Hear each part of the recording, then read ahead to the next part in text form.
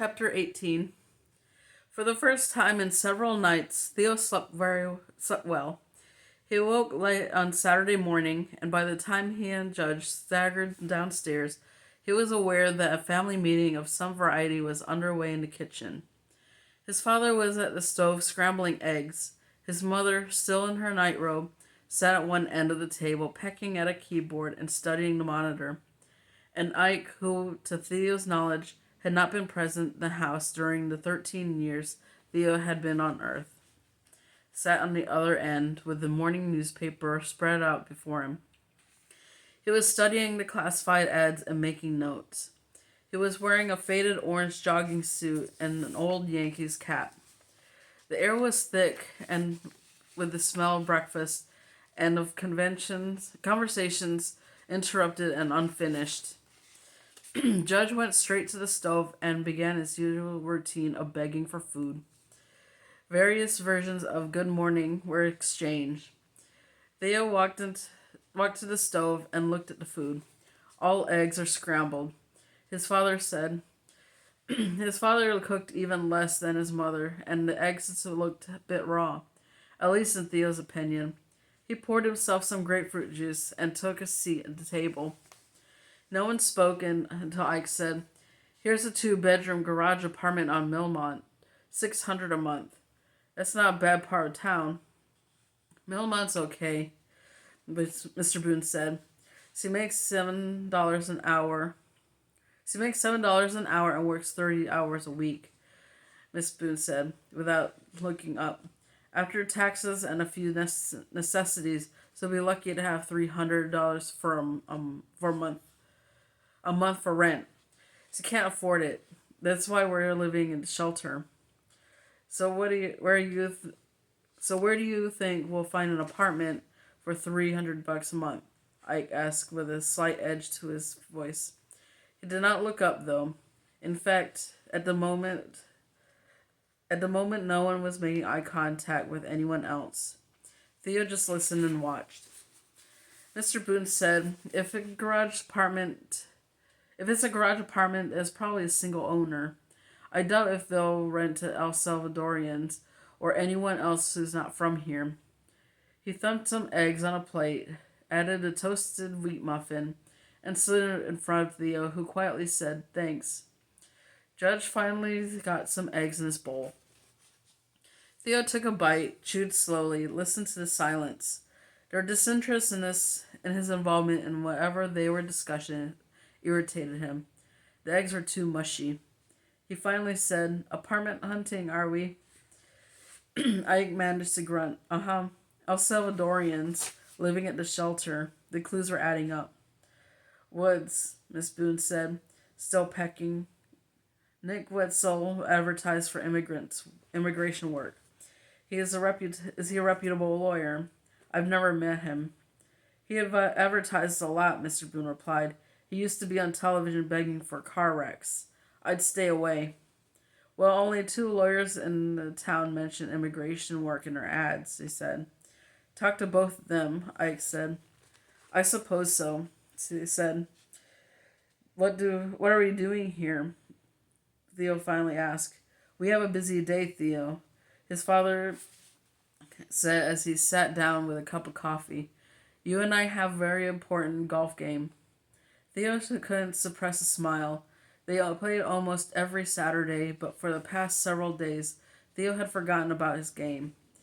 He, along with the rest of the town, had assumed that the trial would continue until Saturday, and he certainly planned to be in the courtroom. "Great, when?" "We should leave in about 30 minutes. 30 minutes later, they were putting their clubs into the back of Mr. Boone's SUV and talking about how beautiful the weather was. It was mid-April, no clouds. Temperature expected to reach 70 degrees. The azaleas were blooming, and the neighbors were toiling away in their flower beds. After a few minutes, Theo said, "Dad, where are we going?" It was obvious that they were not headed to the Strattenberg Municipal Course. The only place they ever played. "We're checking out a new course today." "Which one?" Theo knew of only 3 in the area. "Waverly Creek." Theo allowed this to sink in and then said, "Awesome, Dad. The scene of the crime? Something like that. But I have a client who lives out there and he invited us to play. He won't be around though, just the two of us. We'll play the creek course, so maybe there won't be a crowd." 10 minutes later, they pulled into the rather grand entrance of Waverly Creek. A massive stone wall lined the road and disappeared round a bend. Heavy gates stopped all traffic. A man in a uniform stepped out of the guardhouse and approached them as Mr. Boone came to a stop and lowered his window. "Good morning," the guard said with a smile and a clipboard. "Good morning. Name's Wood Spoon. Here to play a little golf. Tea time at 10:40. Guests of Max Kilpatrick." The guard studied his notes and said, "Welcome, Mr. Boone. Put this on your dash." He handed over a bright yellow card and said, "Hit him straight." "Thanks," Mr. Boone said, and the gates began to open. Thea had been through them once before, a couple of years earlier, for the birthday party of a friend who had since moved away. He remembered the large homes, long driveways, fancy cars, and front lawns perfectly landscaped. They drove along a narrow road, shaded with old trees, and past a few fairways and greens. The course was manicured like something out of a golf magazine. At every tee, there were golfers taking practice swings. On every green there were more bent over their putters. Theo began to fret. He liked nothing more than 18 holes with his dad on an uncrowded course, yet nothing was more unpleasant than trying to hit a ball with a foursome waiting and watching impatiently from behind. The clubhouse was busy. Dozens of golfers were out on his fine day. Mr. Boone checked in with the starter, got a cart, and they began limbering up the practice range. Theo couldn't help but look around, hoping to catch a glimpse of Julio's cousin. Or maybe he just might see Pete Duffy himself, out for a few holes with some friends after a rough week in court. He had posted bond the day of his arrest, and he had never been near a jail cell.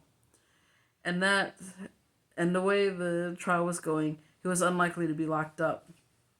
But Theo saw neither man.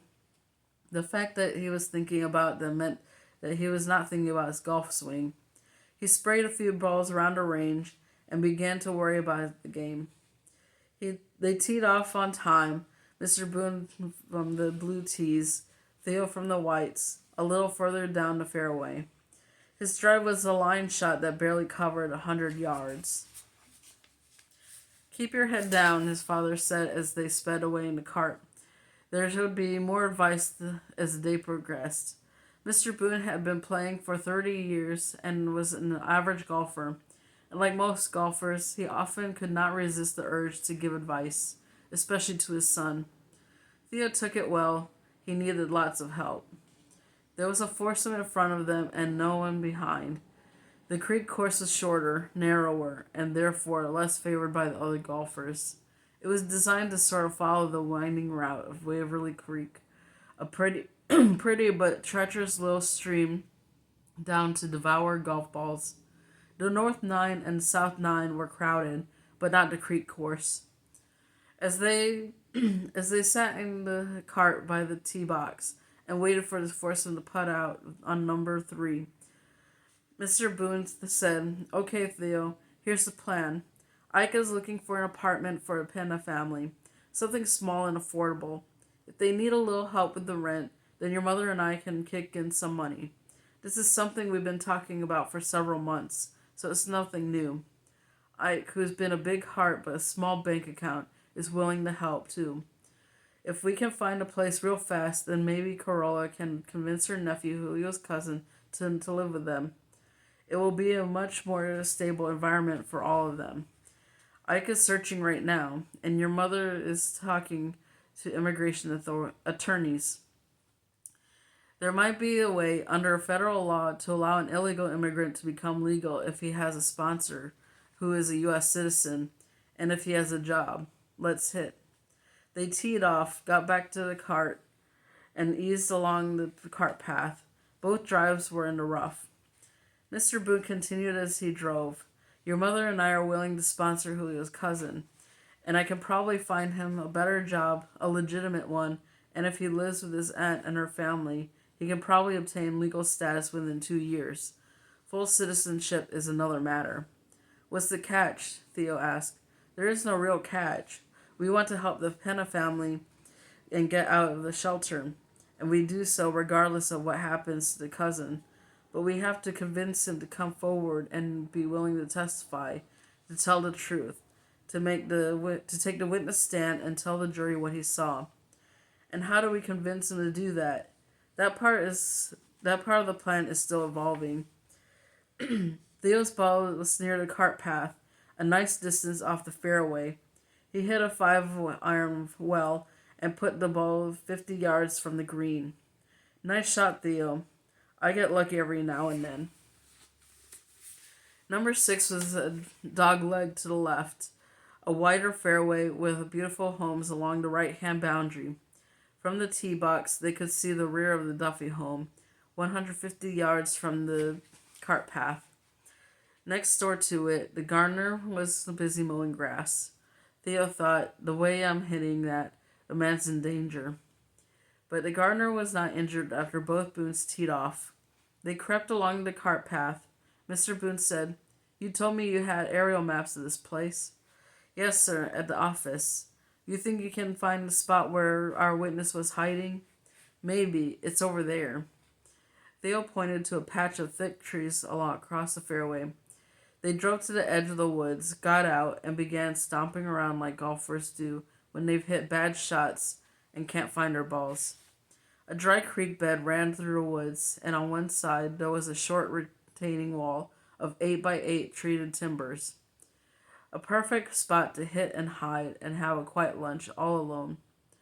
That might be it, Theo said, pointing. He said he was sitting on some logs with a perfect view of the house. Theo and Mr. Boone sat on timbers. The view of the rear of the Duffy house is unobstructed.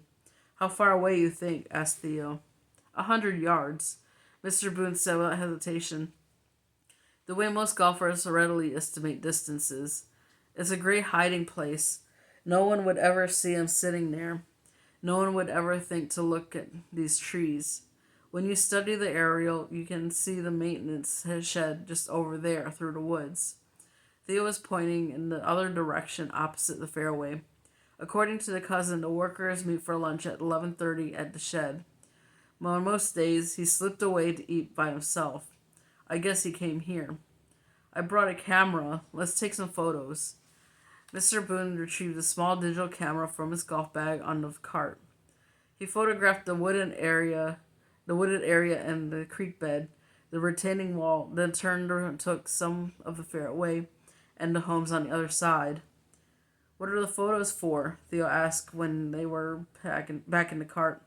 We might need them. They took photos for a few minutes, then emerged from the woods and were almost to the golf cart when Theo looked across the fairway. Pete Duffy was standing on his patio, watching them through binoculars. There were no other golfers around. Dad, Theo said softly. I see him, Mr. Boone replied. Let's hit.